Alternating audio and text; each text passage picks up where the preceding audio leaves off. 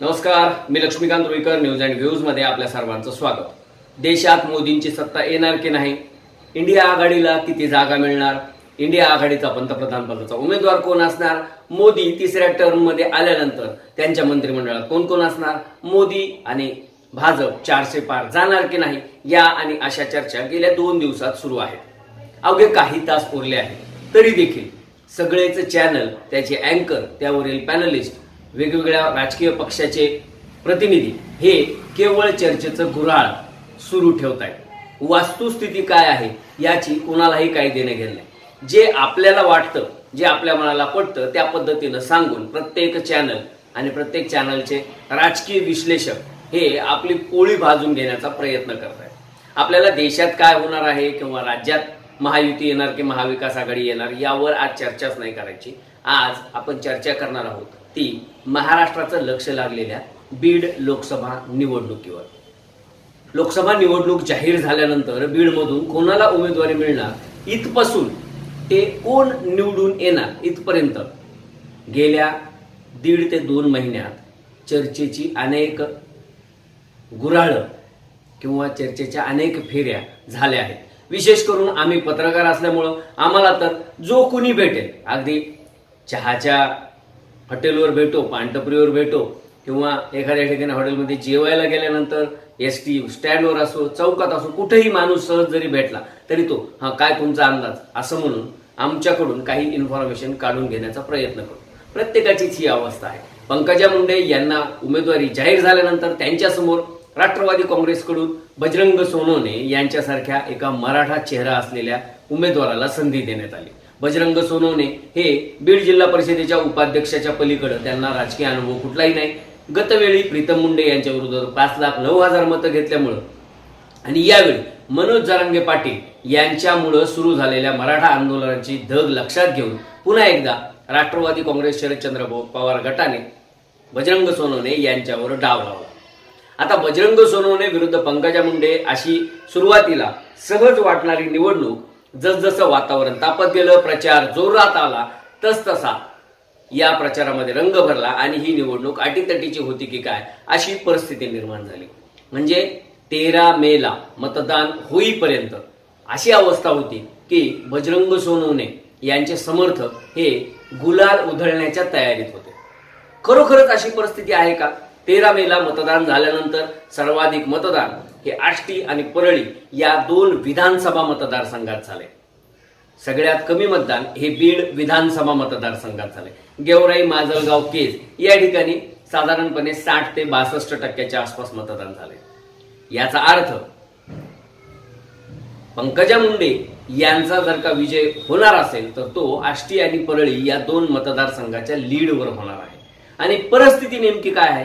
गेल्या 20-22 दिवसात जे काही इनपुट्स आम्ही गोळा केलेले आहेत किंवा जो काही अभ्यास बारकाईनं केलेला आहे त्याच्यावर जर का बारकाईनं लक्ष दिलं किंवा त्या पद्धतीनं जर का विचार केला तर काही गोष्टी लक्षात येतात. विशेष बाब म्हणजे बीड जिल्ह्यात 6 मतदारसंघात मराठा बहुल असलेल्या गावामध्ये मतदानाची टक्केवारी ही 61 ते 71% रेंजमध्ये आहे. म्हणजे सर्वसाधारणपणे सरासरी मराठा समाजाचं मतदान हे 65% आसपास झालेलं आहे. काही ठिकाणी 71-72% असेल, काही ठिकाणी 59-60-61% असेल. त्यामुळे ऍव्हरेज 65% मतदान हे मराठा समाजाचं झालेलं आहे. त्याचबरोबर मुस्लिम समाजाच्या मतावर राष्ट्रवादी काँग्रेस शरदचंद्र पवार गटाच्या बजरंग सोनवणे यांचा विशेष भर होता. मात्र बीड, परळी किंवा गेवराई या शहरामध्ये मुस्लिमांची मतदार संख्या जास्त असताना या ठिकाणी साधारणपणे 48 ते 55% इतकंच मुस्लिमांचं मतदान झालेलं आहे. याचाच अर्थ भारतीय जनता पक्ष किंवा महायुतीच्या उमेदवारानं किंवा त्यांच्या यंत्रणेनं मुस्लिम मतदान रोखण्यामध्ये बऱ्यापैकी यश मिळवलेलं आहे. हा दुसरा मुद्दा आहे. त्याचसोबत जे वंजारी बहुल गावं आहेत किंवा ओबीसी बहुल गावं आहेत, म्हणजे गेवराई तालुक्यामध्ये जवळपास 20-22 तांडे असे आहेत की ज्या ठिकाणी बंजारा समाजाचं मतदान हे 20 ते 25 हजाराच्या घरामध्ये आहे. गेवराई तालुक्यातच धनगर समाजाचं मतदान देखील अनेक वाड्या 20-22 वाड्या अशा आहेत की जिथं 20-22 हजाराच्या घरामध्ये धनगर समाजाचं मतदान आहे. माळी समाजाचं मतदान हे आष्टी मतदारसंघामध्ये जास्त आहे. विशेष करून आष्टी मतदारसंघातील जो शिरूरचा पट्टा आहे त्या ठिकाणी सर्वाधिक म्हणजे 20-22 हजाराच्या 30 हजाराच्या घरामध्ये वंजारी समाजाचं मतदान आहे। बीड मतदारसंघामध्ये देखील पाडळी जो गट येतो त्या गटामध्ये देखील वंजारी समाजाचं मतदान मोठ्या प्रमाणात आहे। वडवणीचा पट्टा असेल किंवा धारूरचा पट्टा असेल, माजलगावचा परळीला लागून असलेला भाग असेल किंवा परळीचा अंबाजोगाई साईडचा भाग असेल, या भागामध्ये देखील मोठ्या प्रमाणात वंजारी समाज आहे। आणि त्यामुळेच वंजारी समाज असेल किंवा ओबीसी बहुल जी गावं आहेत त्यांची जर का आकडेवारी आपण पाहिली तर त्यामध्ये एक गोष्ट लक्षात येते की वंजारी बहुल किंवा ओबीसी बहुल गावामध्ये 71 ते 85% मतदान झालेलं आहे। लक्षात घ्या, मराठा समाजाच्या गावामध्ये 61 ते 71% मतदान झाले आणि वंजारी बहुल गावामध्ये किंवा ओबीसी बहुल गावामध्ये 71 ते 85% पर्यंत मतदान झालेलं। साधारणपणे ऍव्हरेज जर का धरलं तर 6 ते 10% फरक हा मराठा बहुल गावं आणि ओबीसी बहुल गावं यांच्यामध्ये मताचा आहे। तो 10% फरक हा 15 लाखाच्या हिशोबाने 1.5 लाखाच्या घरात जातो। मग ही 1.5 लाख मतं ही कुणाच्या पारड्यात जाणार? बीड जिल्ह्यात कधी नव्हे ते मराठा विरुद्ध ओबीसी हा संघर्ष उघडपणे पाहावयाला मिळाला।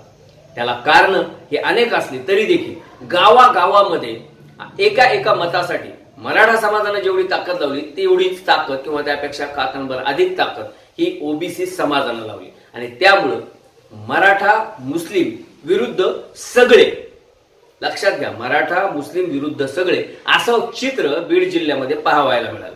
आता बजरंग सोनवणे यांचे समर्थक जे आहेत ते ठोक गणित मांडताना असं स्पष्टपणे सांगतात की 50-1 हजारांनी आम्ही परळीमध्ये मायनस जाऊ, 20-25 हजारांनी आम्ही आष्टीमध्ये मायनस जाऊ, 10,000 मताने केजमध्ये प्लस होऊ, बीडमध्ये 50 ते 60 हजार मतांनी आघाडीवर राहू, गेवराई 40 हजारांनी आघाडीवर राहू आणि माजलगावमध्ये 30 हजारांनी आघाडीवर राहू, असं मिळून ते 1,30,000 ते 1,40,000 मताची आघाडी सांगतात आणि त्यातून 70 ते 80 हजार मतं ही आष्टी आणि परळीची वजा केली तर साधारणपणे 60 ते 70 हजार मतं घेऊन बजरंग सोनवणे हे विजयी होतील असं त्यांचे समर्थक सांगतात। परिस्थिती याच्या एकदम उलटी आहे। परळी मतदारसंघामध्ये साधारणपणे एक 80 ते 90 हजार मताची आघाडी, कदाचित त्याच्यापेक्षा जास्त देखील आघाडी ही पंकजा मुंडे यांना मिळण्याची शक्यता आहे। गेल्या 20-22 दिवसात जे इनपुट्स मिळालेले आहेत त्यानुसार अगदी जे कोणते जिरेवाडी जिल्हा परिषद गट असेल किंवा धर्मापुरी जिल्हा परिषद गट असेल, पट्टी वडगाव जिल्हा परिषद गट असेल, इथूनच या 3 जिल्हा परिषद गटामधूनच साधारणपणे 30 ते 40 हजार मताचं मताधिक्य हे पंकजा मुंडे यांना मिळण्याची शक्यता आहे। आष्टी मतदारसंघाचा विचार जर का केला तर आष्टी मतदारसंघामध्ये 125 गावं अशी आहेत ज्या गावामध्ये किंवा ज्या बूथवर 80% अधिक मतदान झालेलं आहे। याचा कोणी विचार करणार आहे की नाही? आष्टी मतदारसंघामध्ये पाटोदा जरी मायनस झालं, 5-7 हजारांनी पाटोदा मायनस होण्याची चर्चा आहे, पण आष्टी आणि शिरूर ही 2 तालुके असे आहेत की जिथून 40-1 हजाराची आघाडी ही पंकजा मुंडे यांना मिळण्याची शक्यता आहे। या सगळ्याचा जर का विचार केला तर आणि विशेष बाब की बीड मतदारसंघामध्ये बीड शहराचं जे 1,63,000 मतदान आहे त्यातील 96 हजारच मतदान झालेले, म्हणजे 58%च मतदान हे बीड शहरात झालेले आणि ग्रामीण मध्ये सेम जवळपास 55 ते 58% मतदान झालेले। त्यातही राजुरी जे गाव आहे, जे विद्यमान आमदार संदीप क्षीरसागर यांचं गाव आहे, तिथली मतांची टक्केवारी ही विचार करायला लावणारी ती केवळ 31% आहे। म्हणजे विचार करा, आमदाराच्या गावात, राष्ट्रवादीच्या जिल्हाध्यक्षाच्या गावात जर का 31% मतदान होत असेल तर ट्रेंड काय सांगतो? आणि बीडमध्ये साधारणपणे बीड मतदारसंघात 67,000 ते 68,000 मुस्लिमांचं मतदान आहे, त्यातील केवळ 30,000 मतदान झाल्याची आकडेवारी आहे। म्हणजे 48% आसपासच मतदान हे मुस्लिमांचं झालेलं आहे।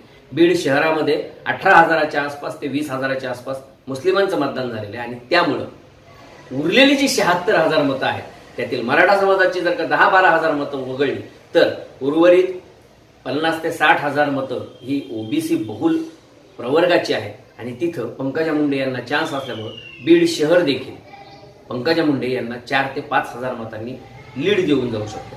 बीड शहर लीड देईल, गेवराई शहर लीड देईल, परळी शहर लीड देईल, तसंच माजलगाव शहर, वडवणी शहर आणि धारूर शहर देखील जी शहराची गावं आहेत ना, शहराची ठिकाण आहेत ना, तिथं पंकजा मुंडे यांना निश्चितपणे आघाडी मिळण्याची शक्यता आहे. हा जर का एकंदर विचार केला तर 80,000च्या आसपासची परळीची लीड, 30 ते 40,000ची आष्टी मतदारसंघाची लीड आणि 10 ते 15,000ची केज मतदारसंघाची आघाडी ही पंकजा मुंडे यांना 60 ते 70,000 मताच्या आसपास आघाडी मिळवून विजय मिळवून देण्याची शक्यता व्यक्त केली जाते. आता हे सगळे अंदाज आहेत. हे अंदाज ज्या ज्या लोकांनी व्यक्त केलेले आहेत किंवा ज्यांनी ज्यांनी हे इनपुट्स दिलेले आहेत त्यांच्या इनपुट्सवर अभ्यास करून मांडलेले आहेत. निकाल असाच असेल असा आमचा दावा नाहीये. हे पुन्हा एकदा सांगतो. म्हणजे आम्ही काही एक्झिट पोल मांडत नाहीयेत. ज्या पद्धतीने राज्यात किंवा देशात एक्झिट पोल मांडताना 4 जागा जिथं आहेत तिथं 8 जागा एनडीएला भेटतील अशा पद्धतीने मांडले, त्याच्यामुळे त्याच्याबद्दल प्रचंड जोक्स व्हायरल झालेले. आम्ही तसं गणित मांडत नाहीयेत. आम्ही जे काही इनपुट्स प्रत्येक मतदारसंघातून घेतलेले आहेत ते इनपुट्स घेताना काही वकील, काही डॉक्टर, काही प्राध्यापक, काही राजकीय कार्यकर्ते, काही राजकीय पुढारी, काही पत्रकार यांच्याशी चर्चा करून, काही गावच्या सरपंचांशी चर्चा करून, प्रत्यक्ष त्या गावामध्ये भेट देऊन माहिती घेऊन हे सगळे इनपुट्स काढलेले आहेत. आणि त्यामुळं जी शक्यता व्यक्त केली जाते की बीड मतदारसंघामधून बीड लोकसभेचं प्रतिनिधित्व करण्याची संधी ही पंकजा मुंडे यांना मिळण्याची शक्यता आहे. पंकजा मुंडे या साधारणपणे 70,000 ते 1,70,000 या रेंजमध्ये निवडून येण्याची शक्यता देखील अनेक राजकीय विश्लेषकांनी व्यक्त केली आहे. काही तासांचा अवधी बाकी आहे. त्यानंतर कोण निवडून येणार आणि कुणाच्या पदरात पराभव पडणार हे दिसणारच आहे. तोपर्यंत आपण न्यूज अँड व्ह्यूजचे व्हिडिओ पाहत राहा. न्यूज अँड व्ह्यूजचे व्हिडिओ आवडत असल्यास लाईक करायला, शेअर करायला आणि न्यूज अँड व्ह्यूज या यूट्यूब चॅनलला सबस्क्राईब करायला विसरू नका. धन्यवाद.